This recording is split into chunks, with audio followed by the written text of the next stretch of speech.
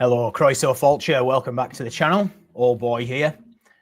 And today I just wanted to have a look at to expand on the previous episode where we've looked at Medb and the Banish Riga, the wedding of kingship. And just as a recap for those, if you haven't seen it, if you're just tuning in, if you're not seen it, it's a couple of lives back if you want to go and check it out. And essentially, we were diving into Medb and this sacred kingship wedding, this Banish Riga, and investigating Medb's overt sexuality and the presentation of a cup in this initiation rite, and how scholars have compared that to a hieros gamos over on the Greek side.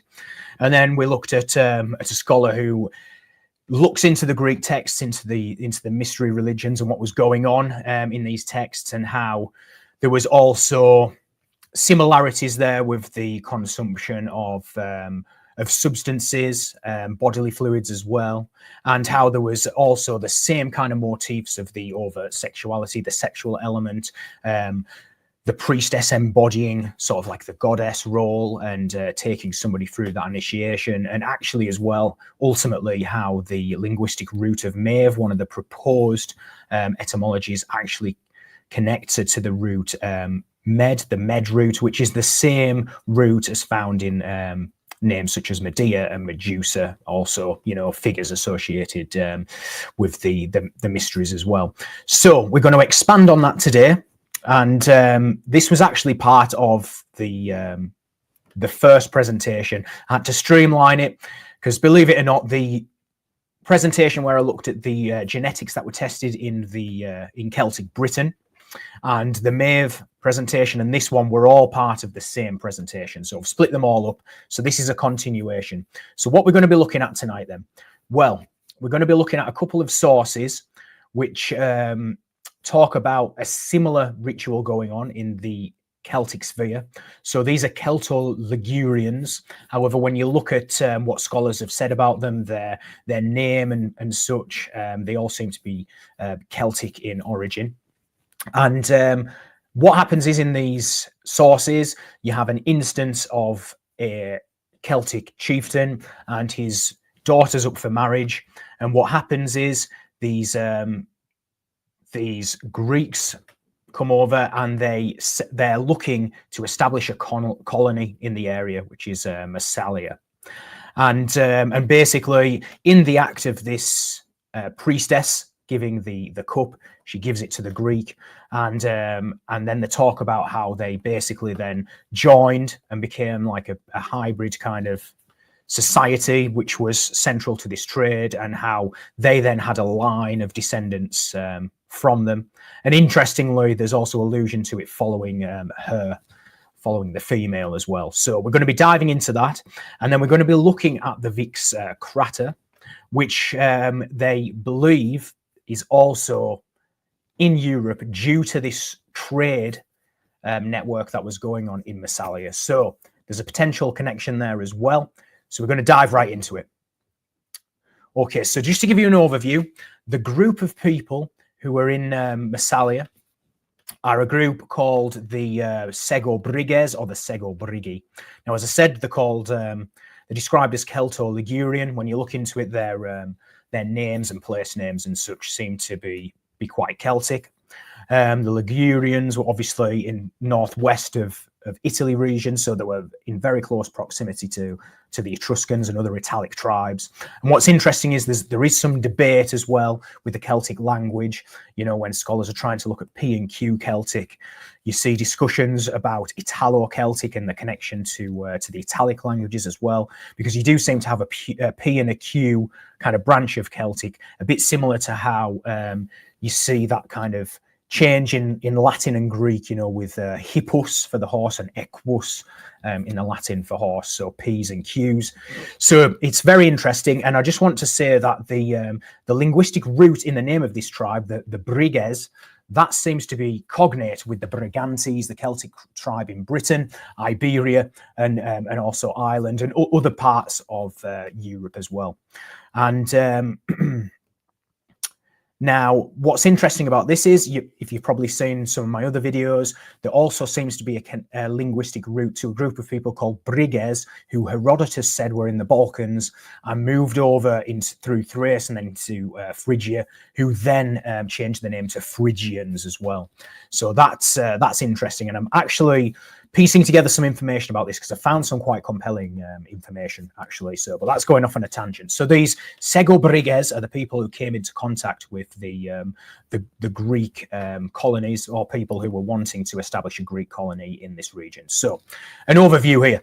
The Segobrigi or Segobriges were a Celto-Ligurian people dwelling in the hinterland of the Greek colony of Massalia, modern-day Marseille, during the Iron Age.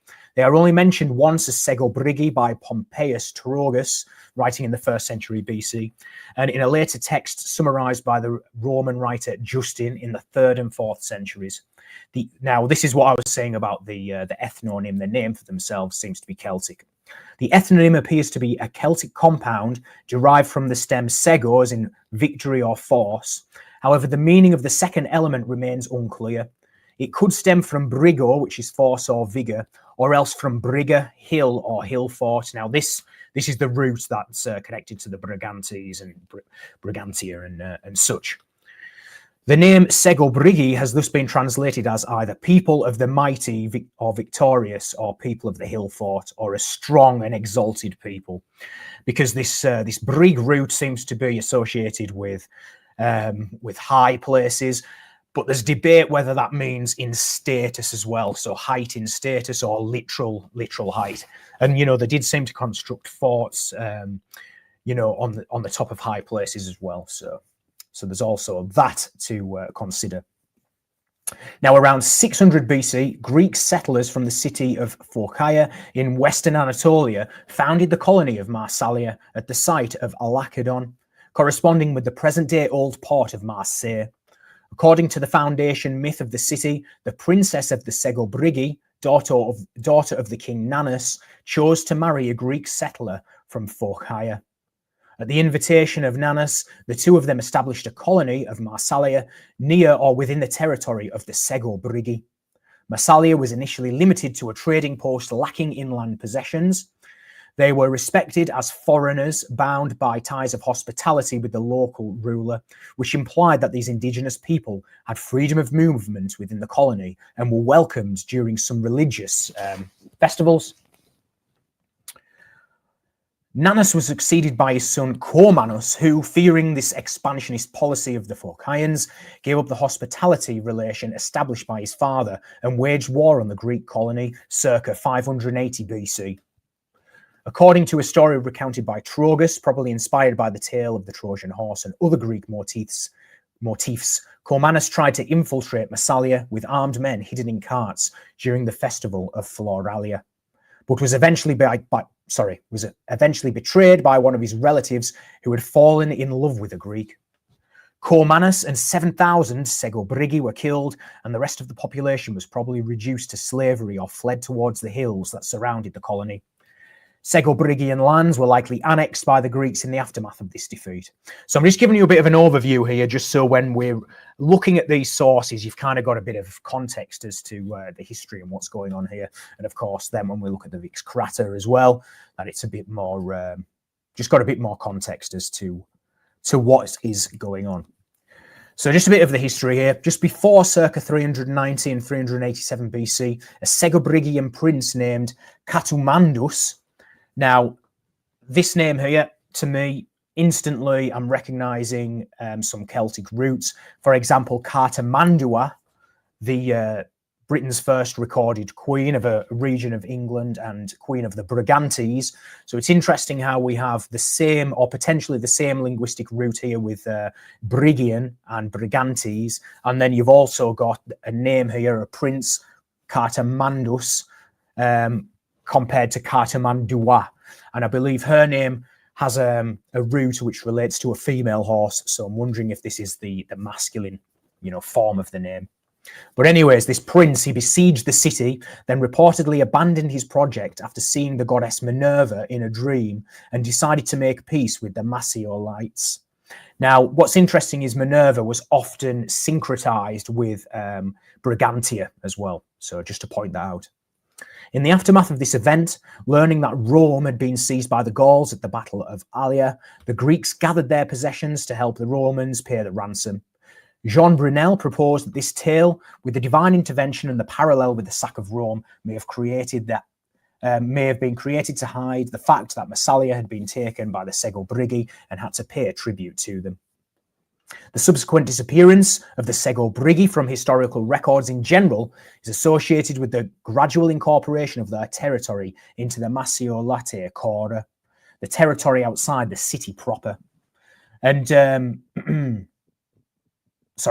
according to Javier de Hoz, it is possible that the Comani who inhabited the inland territory to the north of Massalia were the descendants of the Sego Brigi, or else that they were another tribe that supplanted them in the area. So, what we're getting the idea here is that the Sego Brigi eventually fall off the out of the history records. So whether that's because they've been completely assimilated and sort of their identity's been assimilated and lost, or whether there was another group of people who kind of supplanted them and moved on. So, but ultimately they fell out of the history records there. Now, I just want to talk about some of the culture here. Because there is one scholar who describes them as primitive Celts, as sort of like proto-Celts, I suppose. I'm kind of inferring the meaning of primitive Celts there. So I'm wondering as well, because you know, when I investigated the Galicians, which were the people in the area that the Romans called Brigantia in Iberia, there was people talking about how this language seemed to preserve archaic elements. So if these people here, also with the Brig root, are also described as primitive Celts, I'm wondering if perhaps these Celts with the Brig root, who may have a connection linguistically, at least, to the Phrygians, you know, I wonder if they're an early group that's split off, an early Proto-Indo-European group. So the Sego Briges were identified as Ligurians by the oldest texts about the foundation of Massalia. I'm just going to put this on full screen, actually, so I can see it a little better. But their ethnonym and the names of their chiefs are undoubtedly Celtic. Early Greek authors such as Hecataeus of Miletus, writing in the 6th century BC, and Pseudo-Scoulax, 4th century BC, probably used Ligure, a generic name for such distant and partially known tribes, or merely as a geographic reference that had no relevance to their ethnicity. By the middle of the 2nd century BC, Polybius travelled to the region and wrote that the tribes dwelling in the provincial inlands were Celtic. And here's the quote here from that it's referring to. So in the time of King Tarquin, a party of young Phocian warriors sailing to the mouth of the Tiber entered into an alliance with the Romans. From there, sailing into the distant bays of Gaul, they founded Massalia among the Ligurians and the fierce tribes of the Gauls. And they did mighty deeds, whether in protecting themselves against the slavery of the Gauls or in provoking them to fight, having themselves first been provoked. Although Trogus believed both Ligurians and Gauls to be in occupation at the time of the foundation, and Livy says the Gauls helped the Massiolotes found the colony against the hostile Celto-Ligurian Salies. Excuse me, I'm getting that wrong, no doubt. It is chronologically difficult to classify as Gauls the Celtic tribes that had reached the Mediterranean shores of France by the end of the 7th century. Now, this is the bit I want you to pay attention to. According to Javier de Hoz, the Sego Brigi were actually primitive Celts that were later assimilated into Gallic populations.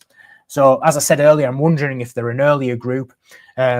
Maybe potentially that's why they're preserving or some of these inscriptions by tribes known as Brigantes that were preserving archaic forms of the language. That's just me conjecturing here, so you know, just take that for what it is there. Both Trogus and Aristotle's accounts of the legendary foundation of Massalia mention a peculiar custom whereby the daughter of the local king chooses a husband during her own wedding. And this is what we're going to look at. We're going to look at these quotes in a moment. By presenting him with a bowl filled of water or wine. So similar to how Maeve offers the mead cup in this Banish Riga, this kingship wedding. And I want you to notice here how some scholars suggest that, as it seems to have a motif also in the Indic side, that it's potentially an Indo-European origin here. So this motif, comparable to the Indic Svavamvara, personal choice, is probably of Indo-European origin. Historian Dominique Garcia has proposed to interpret the Sego Brigi as a chieftaincy governed centrally from the village of Nanas by a hereditary authority, which is Nanas's lineage. So this is the father of the daughter who gives the mead cup, and extended matrilineally and matrolocally by swarming, with the creation of small village units consisting of a few dozen people placed under the authority of big men, the kinglets mentioned in the text. This tradition could have survived until a second part of the 6th century BC, when the coming of new settlers from Phokaya, including whole families, changed the demographic balance between settlers and natives, leading ultimately to the extinction of Nanas's descent group and the disappearance of the Sego Brigi from historical records. Or I suppose another potentiality is the descendants of the marriage between the daughter of Nanas and the chieftain from Phokaya. You know, it does give them their descendants a name, so perhaps their descendants actually carried that legacy forward, but they were just known as a new identity at that point, a hybrid of the two.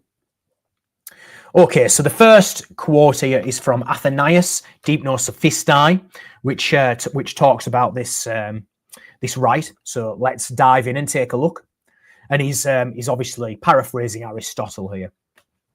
Aristotle also, in his Constitution of the Massalians, mentions a similar customance as having taken place, writing as follows: the Phokaians in Ionia, having consulted the oracle, founded Massilia, and Euxenus, the Phokaian, was connected by ties of hospitality with Nanas. So that's interesting. I mentions they had a tie of hospitality, and perhaps that's why his name here is Euxenus. This was the name of the king of that country. This Nanas was celebrating the marriage feast of his daughter and invited Euxenus, who happened to be in the neighbourhood, to the feast. And the marriage was to be conducted in the following manner. After the supper was over, the girl was to come in and to give a goblet full of wine properly mixed to whichever of the suitors who were present she chose, and to whomever she gave it was to be her bridegroom. And when the girl came in, whether it was by chance or whether it was for any other reason, she gave the goblet to Euxenus. And the name of the maiden was Peta. And when the cup had been given in this way, and her father, now notice this bit here, because we saw earlier how the scholars wrote about this hieros gamos, this holy marriage, how the person who was initiating was embodying the goddess, typically the high priestess. But notice what it says here: her father, thinking that she had been directed by the deity in her giving of it. So whether, he's seeing or she's embodying this goddess, and had consented that Euxenus should give her. He took her for his wife and cohabited with her, changing her name to Aristozene. And the family, which is descended from that girl, remains in Massalia to this day, and is known as Protiadae, for Protis was the name of the son of Euxenus and Aristozene. So there you go. So they seem to be known as the Protiadae from then on, and who knows if their descendants, kind of carried on the Sego Brigi legacy to some extent, and also their Greek side as well. Now, the second text which mentions this is from Justin's History of the World. So let's check this one out.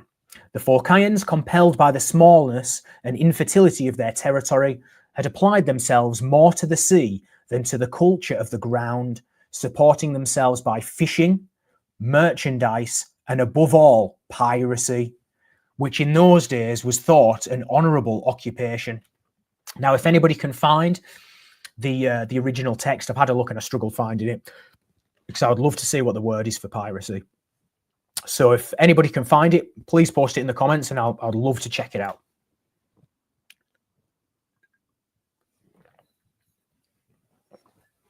excuse me. Venturing accordingly to visit the remotest shores of the ocean, they came into the Gulf of Gaul and to the mouth of the River Rhone, and charmed with the pleasantness of the country, and relating on their return home what they had seen, they tempted others to go to the same parts. Of the fleet, Seamus and Protis were the captains, who applied to the king of the Sego-Brigi named Nanus, in whose territory they were anxious to build a city, desiring his friendship. On that day, as it happened, the king was engaged in preparing for the nuptials of his daughter Guptis, whom, after the custom of that people, he intended to give in marriage to a son-in-law to be chosen at the feast.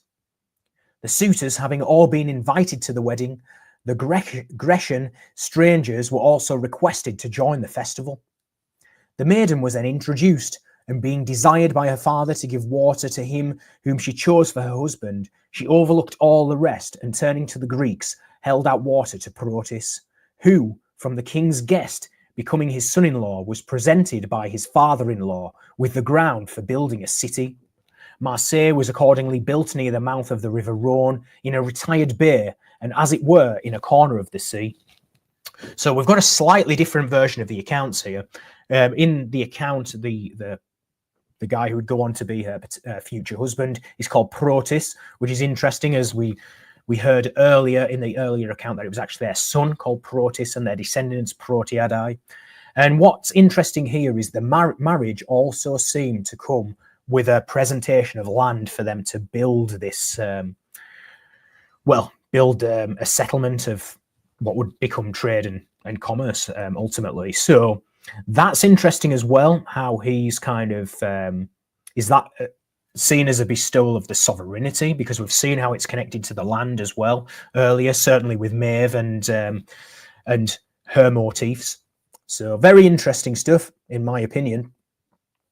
Now, I just want you to have a look at this, because they're going to go into the etymology of some of the names of the characters, and I also want to show you here how this is just highlights how they seem to become a hybrid society, because I've been talking about the Hittites quite a lot, just purely because they seem to be a prime example of early Proto-Indo-Europeans coming into contact with non-Proto-Indo-Europeans and kind of subjugating them, assimilating them to some degree, and creating tier systems, you know, with the ruling class and stuff at the top, and then like a warrior class and such, and how they actually adopted some of their culture. So they adopted some of the names of some of the gods and goddesses. They still called the country the land of Hatti, even though the descendants were, you know, a mix of the two. And then they also adopted some sayings in the original Hattic language as well.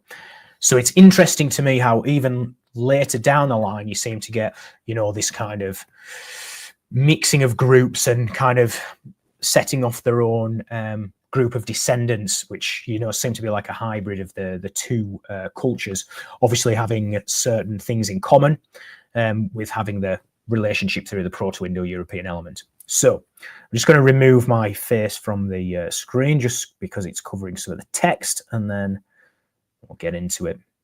Scholars have compared the names of the princess in Aristotle's version, Peta, with the Welsh peth, which means thing, Breton pez, thing, Old Irish cut, share or portion, and Pictish place names with pet and pit, which seem to mean parcel of land. So that's interesting as well here, how the scholars who've connected her name, actual literal meaning of the name, to a parcel of land as well. So does that kind of fall in with the notion of a sovereignty goddess as well, or embodying a sovereignty goddess if a name is, you know, means share or portion or a parcel of land? The medieval Latin petia terrae, piece of land, is also cognate, stemming from the unattested Gaulish pitia. All these terms derive ultimately from Proto-Celtic quesdi. Probably getting that completely wrong, so sorry to everyone who does the Proto-Indo-European. Alternatively, G. Kybel proposed to amend the name to Gepta, perhaps the strong. So that seems to be a bit of an outlier idea, but it is out there. The name Protis is close to Protos, the first. I mean, we've seen before Proto-Genos, firstborn. So yeah, we can certainly see that, and symbolises concepts of origin and primacy. In Aristotle's version, he is the son of the Phocian founder named Euxenos, rather than the Phocian founder himself. Right, okay, so it's actually the son of the Phocian founder. After their wedding, Euxenos changes Peter's name to Aristozene, literally best guest host, thus matching his own name. Obviously, Xenos, guest friend, host, or stranger. I guess you see that in xenophobia in into the English. Thus matching his own name, which means hospitable. The verb used to designate their alliance, sunokei or sunoikei, to live with, also founding with. Now, this is important, connotates the cohabitation of both the couple and the two groups. The changing of the name may thus describe the Hellenization of the natives who came to live with the Phocians, as well as the inauguration of a new patrilineal descent group, the Protiadae, that broke off from Nanus's native descent group.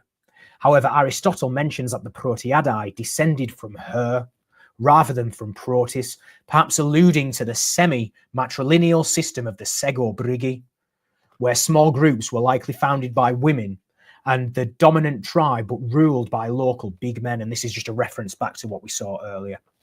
Now, this is actually quite funny. So the local king's name, Nanus or Nanos, means dwarf in Greek, which seems to have surprised Aristotle, who insists that this was actually his name. It could also be interpreted as meaning chieftain or kinglet, i.e. a little king. The name of the second Phocian commander, Simos, is only given by Trogos and refers to a physical disgrace, a hooked nose or a simian face. Not sure what that means, but according to Pralon in the Greek tradition, the defect condemns anyone who suffers from it to exclusion, but can also qualify them for the greatest feats. Okay, so now let's have a look at the Vix Krater. Now, these are just the key areas. We're going to look at the articles I've taken from them in depth. These are just the key areas that I've picked out, so you can kind of see what I feel is important and pertinent to what we're looking at here. So this first one at the top that you can see, so that is actually that is from the archaeology, from the archaeological report that was done.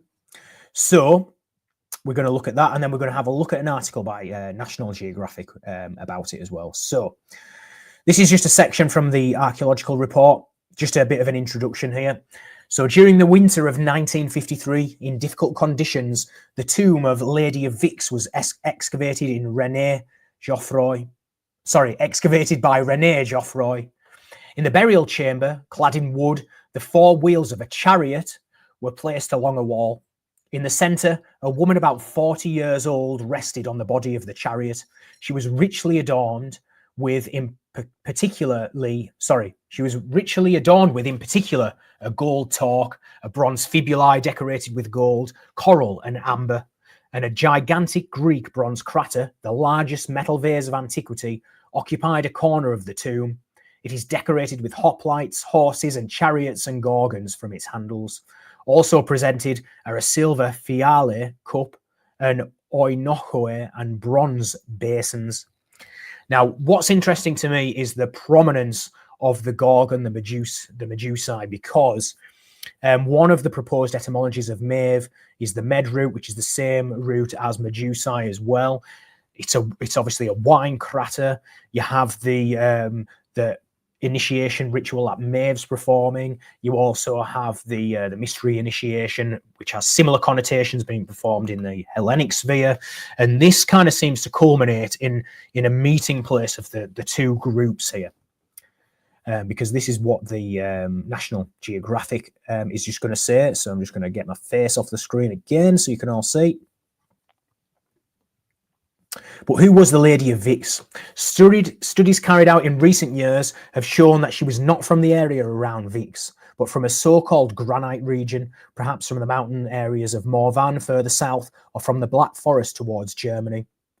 It is not impossible, it is documented in anthropology, that the great families of this period exchanged women to ensure diplomatic relations. Well, I mean, that's not explicitly mentioned in the sources we've just looked at with regards to Massalia, but I mean, surely that's going to inherently ensure a more of a diplomatic relationship if two families become joined. So I just thought that was interesting. Judging from the treasure in the lady's burial chamber, she was undoubtedly of special stature, probably the leader of the Celtic community that lived in Vix during the period of the Celtic principalities between the 7th and 5th centuries BC. The Greek vase, the flagship piece of the treasure found in 1953 with its 1.64 meters in height, is the largest known ancient bronze vase in the world. So that's a crazy height. And I've seen pictures with people stood next to it, because when you see it like that, it could just be tiny, but when you see someone stood next to it, wow, it really does blow me away. Now, recent excavations have also made it possible to find missing fragments of this crater, as it is historically called. Essential pieces to complete, in particular, its war frieze depicting Greek soldiers, the hoplites. Because this is the whole subtlety and fascination surrounding the Lady of Vix and her treasure, they bear witness to the close economic and cultural links that were woven between the Phocian Greeks, settled in particular in Massalia, and the Celtic principalities. So we have just read classical sources which is describing exactly that. The Sego Brigi coming into contact with the Phocians. So super interesting there. With, you know, the experts are kind of making not that link, but to this region and to, you know, this exact thing happening. So it's interesting that we've found two sources describing the same thing that actually contain this this ritual that Maeve seems to perform, or rather a version of it at least. The vase made in southern Italy probably represents a diplomatic gift, consolidating the local Celtic authority due to its sumptuousness and guaranteeing, on the other hand, the smooth running of the Massiolite trade.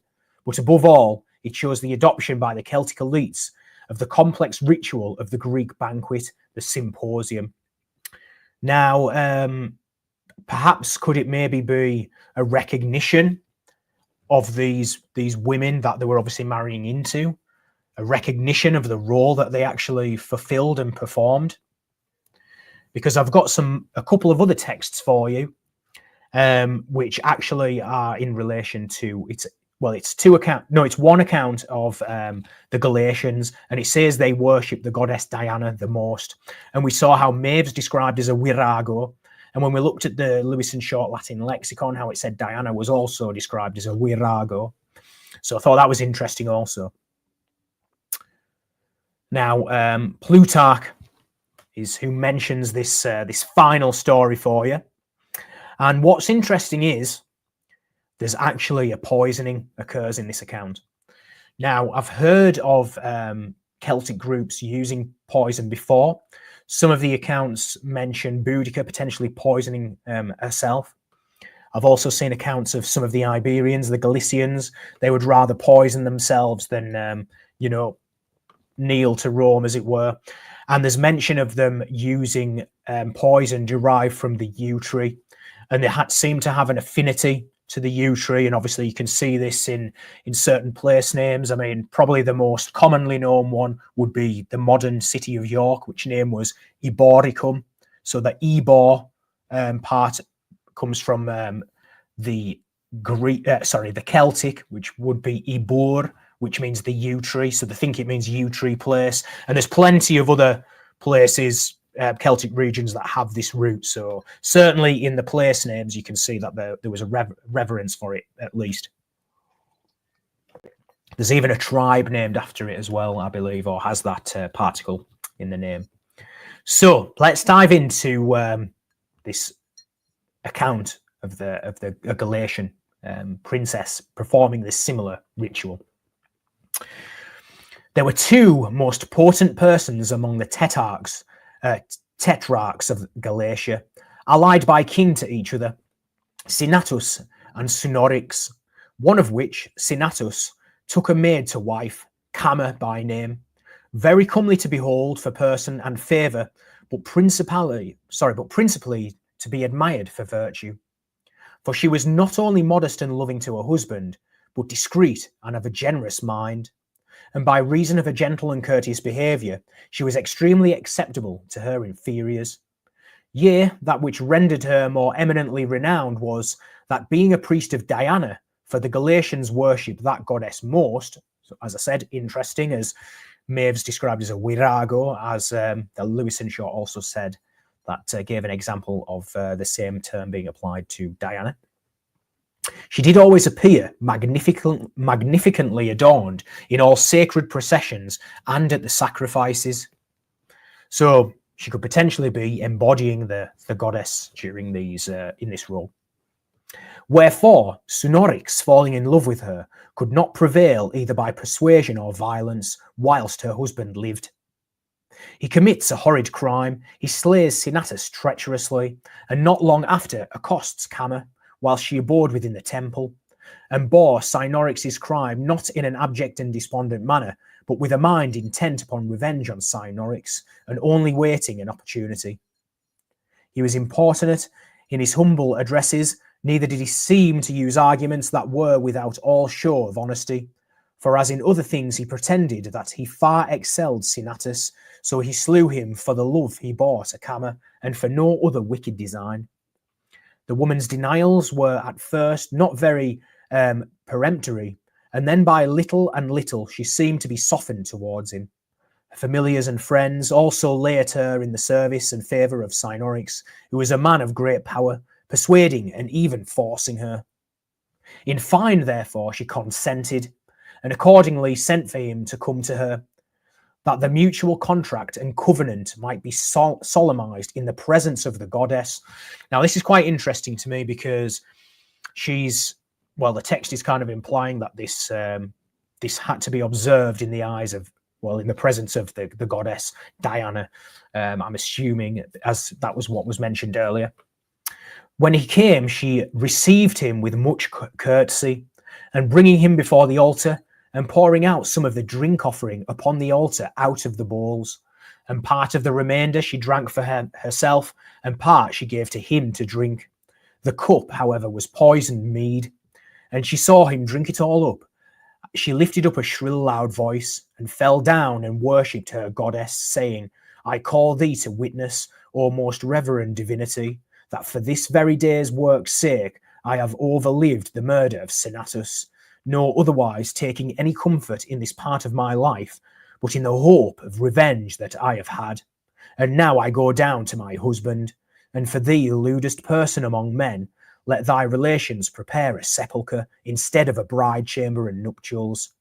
When the Galatian heard these things, and perceived the poison to wamble up and down and indispose his body, he ascended his chariot, hoping to be relieved by the jogging and shaking. But he presently alighted, and put himself into a litter, and died that very evening. Camma continued all that night, and being told that he had ended his life, she comfortably and cheerfully expired. So there you go. It's an interesting tale, and wow, she obviously knew it was poison. She drank half of it herself to be convincing, and she seemed only to see the end of this guy. So quite a mindset to have.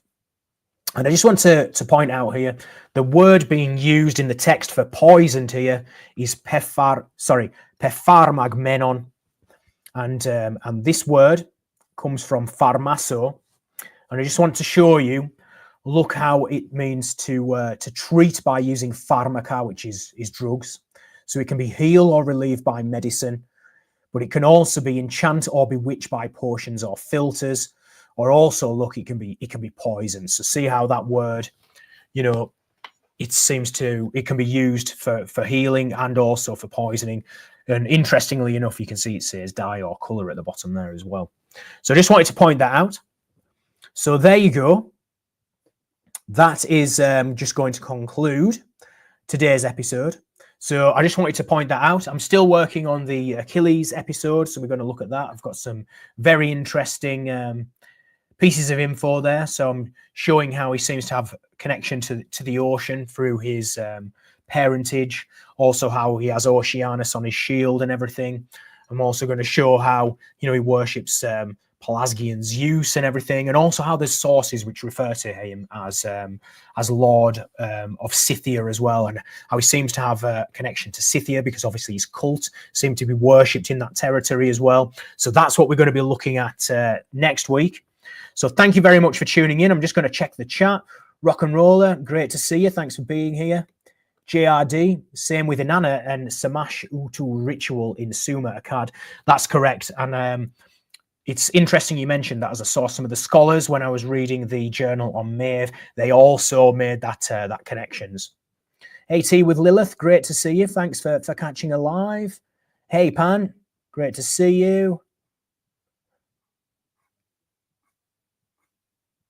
Sandstone Spires, thank you, very kind. Hey Fats Rabbits, great to see you. Hey Fairchild. So, thank you. Oh, that's interesting. The Phocaeans worship Artemis above all other gods, Pan says there as well. So that's interesting as, is that the connection to Diana we see in the Celtic with the Galatians there as well. So, and as I said, there was mention of Minerva earlier, and she seemed to be, Brigantia seemed to be, syncretized with her. However, I do think that if the connection between the Phrygians and the Brigantes is there, that linguistic connection, then that could make more sense as to why Brigantia, I think it means the high one, because obviously if she's a version of the mountain mother goddess, then, she could be literally the high one worshipped on the mountains. So there we go. Thanks for tuning in, everyone. I really appreciate it. You guys are what makes the channel move forward, and you guys are what makes the channel keep going. So your support is much appreciated. So enjoy the rest of your Sunday, and we'll catch you next week. Take care, everyone. Have a good evening.